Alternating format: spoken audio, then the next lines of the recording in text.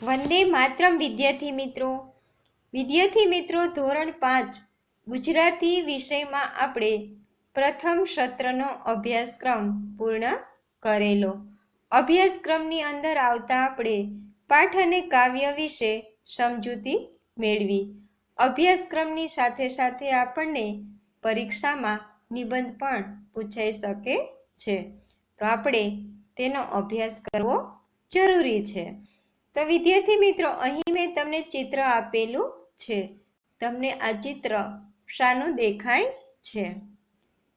તમે કહેશો કે આ નદીનું ચિત્ર છે. તો આ નદી પર આધારિત આજે આપણે નિબંધ શીખવાનો છે. આપણે અભ્યાસક્રમની અંદર પાઠ નદી પર આધારિત શીખી ગયા છીએ. એ કયો પાઠ વિદ્યાર્થી મિત્રો? તો કે નર્મદા નદી. એ નદી વિશેનો આપણે અભ્યાસ કરી ગયા છીએ. એ પાઠ આધારિત એટલે કે પાઠને લગતો નદી પર આધારિત આજે આપણે નિબંધ શીખવાનો છે. આપણા ભારત દેશની અંદર 7 નદીઓને પવિત્ર માનવામાં આવે છે. એ 7 નદીઓ કઈ કઈ? તો કે ગંગા, યમુના, ગોદાવરી, નર્મદા, સરસ્વતી, કાવેરી અને સિંધુ.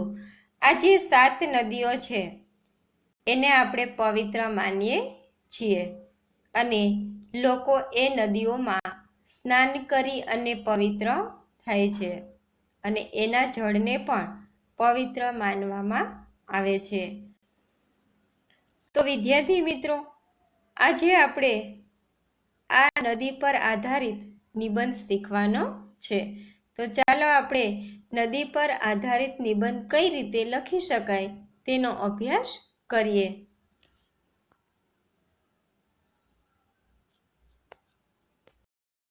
સૌપ્રથમ આપણે નિબંધનો અર્થ સમજી લઈએ અને નિબંધ લખતી વખતે કઈ કઈ બાબતોનું ખાસ ધ્યાન રાખવું જોઈએ. નિબંધ એટલે જેની અંદર કોઈ બંધન નથી એને આપણે નિબંધ કહીએ છીએ. નિબંધ તમે મુક્ત રીતે લખી શકો છો. તમારી વિચાર શક્તિને આધારે તમે નિબંધ લખી શકો છો. નિબંધ એક હોય પણ દરેક વ્યક્તિએ લખેલો નિબંધ અલગ અલગ હોય છે. દરેક વ્યક્તિ પોતાની વિચાર શક્તિ અને કલ્પના શક્તિને આધારે લખે છે, એટલે દરેકનું લખાણ છે એ અલગ અલગ હોય છે. તો વિદ્યાર્થી મિત્રો, ત્યાર પછી આપણે નિબંધ લખીએ ત્યારે આપણે કઈ બાબતનું ધ્યાન રાખવું જોઈએ? તો કે નિબંધ લખતી વખતે જે મુદ્દા છે એ ક્રમબદ્ધ હોવા જોઈએ. જે વિષય પર લખીએ છીએ એનું લખાણ હોવું જોઈએ. વાક્યો છે એ ટૂંકા હોવા જોઈએ અને અલ્પવિરામ, પૂર્ણવિરામ એનું ખાસ ધ્યાન રાખવું જોઈએ.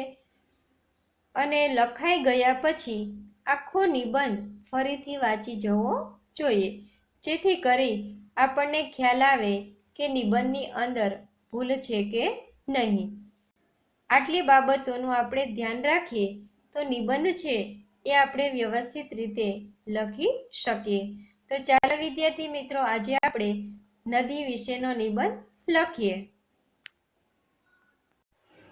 વિદ્યાર્થી મિત્રો, આપણે જે નદી વિશે નિબંધ લખવાનો છે એ નદીનું નામ છે નર્મદા નદી. તમે કોઈ પણ નદીના નામ વિશે નિબંધ લખી શકો છો. ગંગા, યમુના, સરસ્વતી, તાપી, ગમે તે નામ લઈ અને તમે નદી ઉપર નિબંધ લખી શકો છો.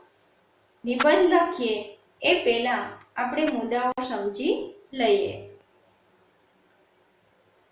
પ્રસ્તાવના. નર્મદાનો અર્થ આનંદ આપનાર આવો થાય છે. વિદ્યાર્થી મિત્રો, નર્મદા નદી એ ગુજરાત રાજ્યની સૌથી મોટી નદી ગણાય છે. નર્મદા નદી ગુજરાતના લોકોની માતા છે અને નર્મદા મૈયા જીવાદોરી સમાન નદી છે. નદીનો વહન માર્ગ.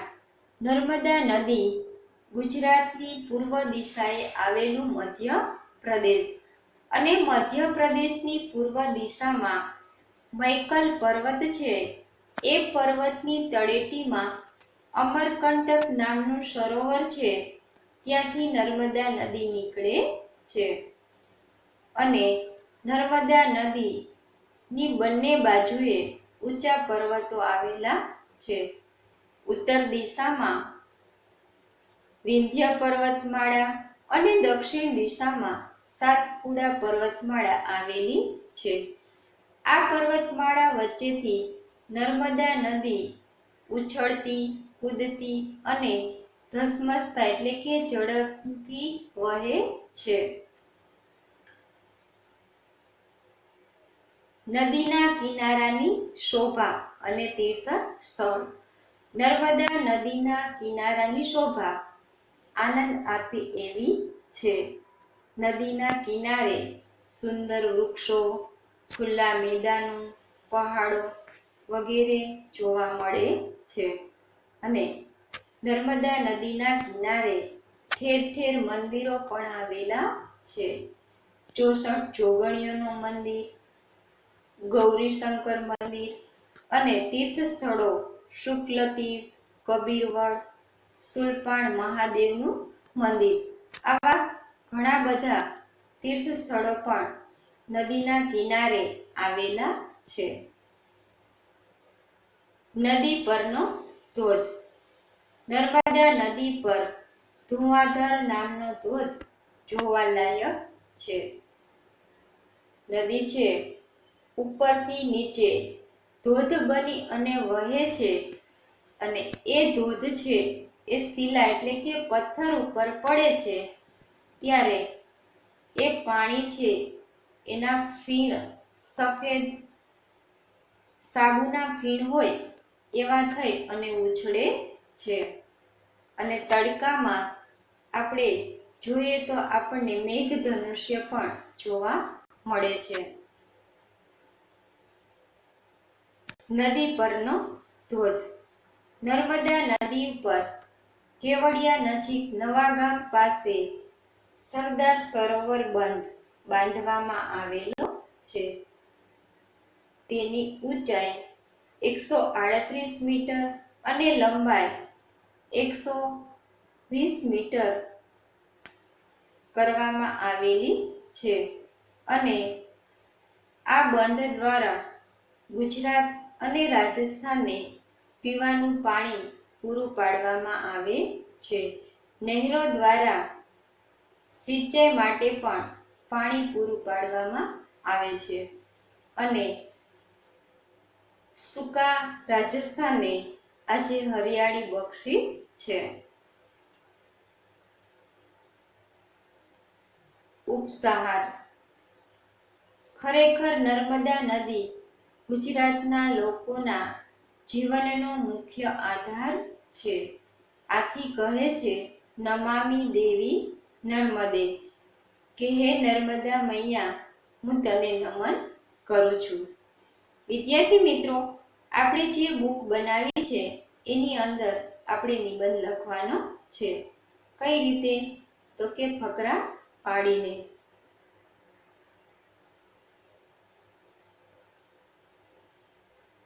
નર્મદા આપણા ગુજરાતની સૌથી મોટી નદી છે.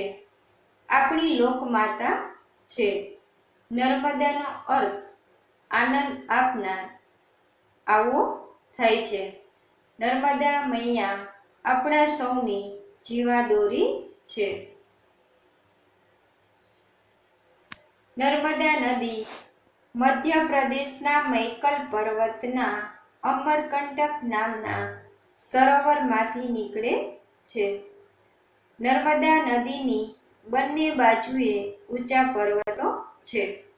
ઉત્તર દિશામાં વિંધ્ય પર્વત અને દક્ષિણ દિશામાં સાતપુડા પર્વત છે.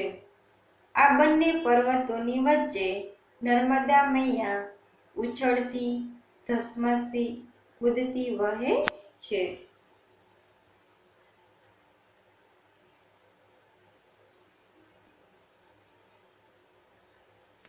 નર્મદા મૈયાના બંને કિનારાની શોભા આનંદ આપે છે.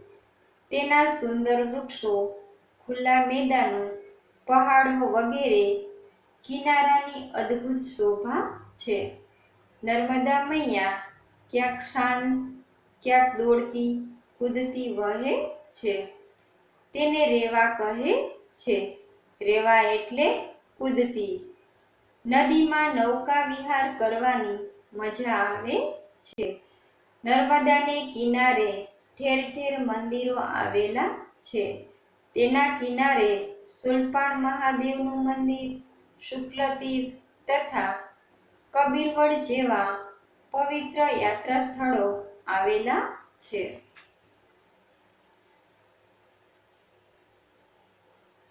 નર્મદા નદી પરનો ધુવાધાર ધોધ જોવાલાયક છે.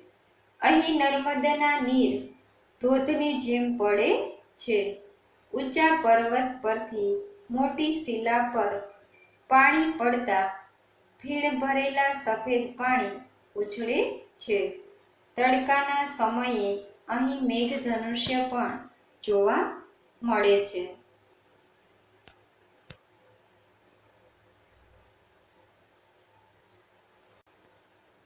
ગુજરાતમાં નર્મદા નદી પર કેવડિયા નજીક નવાગામ પાસે સરદાર સરોવર બંધ બાંધવામાં આવેલો છે.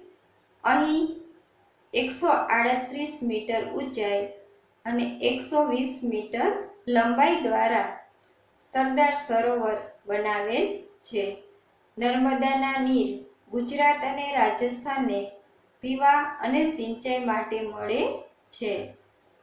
તેમાંથી નહેરો વડે બંને રાજ્યોને પાણી પહોંચાડવામાં આવે છે. નર્મદાએ સૂકા રાજસ્થાનને હરિયાળી બક્ષી છે. ખરેખર નર્મદા નદી ગુજરાતના લોકોના જીવનનો મુખ્ય આધાર છે. આથી કહે છે નર્મદા દેવી નર્મદે. વિદ્યાર્થી મિત્રો, આ રીતે જે નિબંધ છે નદી વિશેનો તે લખી શકાય.